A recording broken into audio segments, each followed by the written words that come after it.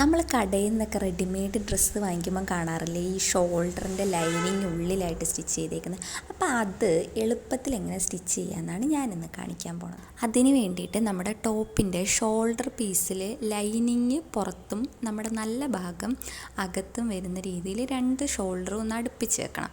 എന്നിട്ട് നമ്മൾ എന്താ ചെയ്യുന്നതെന്ന് വെച്ചാൽ ബാക്ക് സൈഡിലെ ലൈനിങ്ങില്ലേ, അപ്പോൾ ബാക്ക് സൈഡിലെ ലൈനിങ് ഒന്ന് പുറത്തോട്ടെടുത്ത് മാറ്റിയിട്ട് നമ്മൾ ഫ്രണ്ടിലത്തെ ലൈനിങ്ങും നല്ല വശവും ബാക്കിലത്തെ നല്ല വശവും കൂടെ യോജിപ്പിക്കണം, ഒന്ന് സ്റ്റിച്ച് ചെയ്തെടുക്കാം. പ്രൊഫഷണലായിട്ടൊക്കെ സ്റ്റിച്ച് ചെയ്യുന്നവർക്ക് വേണ്ടിയിട്ടല്ല കേട്ടോ ഞാനിത് പറയുന്നത്. നമ്മളിപ്പം ബിഗിനേഴ്സൊക്കെ ഇല്ലേ, നമ്മൾ സ്റ്റിച്ച് ചെയ്തൊക്കെ സ്റ്റാർട്ട് ചെയ്തിട്ടുള്ളവരപ്പോൾ അങ്ങനെയുള്ളവർക്ക് വേണ്ടിയിട്ടാണ് ഞാനിത് കാണിച്ചു തരുന്നത്.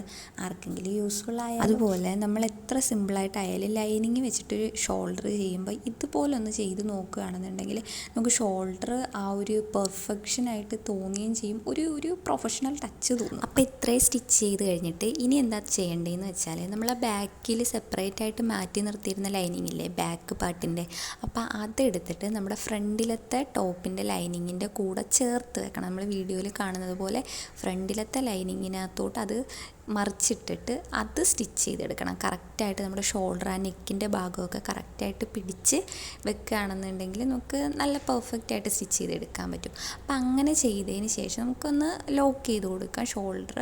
അപ്പം ഇത് ചെയ്തതിന് ശേഷം നമുക്ക് പിന്നെ ഷോൾഡർ കുറയ്ക്കാനൊക്കെ ഭയങ്കര ടാസ്ക് ആയിരിക്കും, പിന്നെ മൊത്തത്തിൽ അഴിക്കേണ്ടി വരും. അപ്പോൾ കറക്റ്റ് അളവൊക്കെ നോക്കിയിട്ട് വേണം ഇത് എടുത്ത് ചെയ്യാൻ വേണ്ടിയിട്ട്. അപ്പോൾ ഇങ്ങനെ ചെയ്ത് കഴിയുകയാണെന്നുണ്ടെങ്കിൽ നമ്മുടെ ഷോൾഡർ നല്ല അടിപൊളിയായിട്ട് ഷോപ്പിൽ നിന്നൊക്കെ വാങ്ങിക്കുന്ന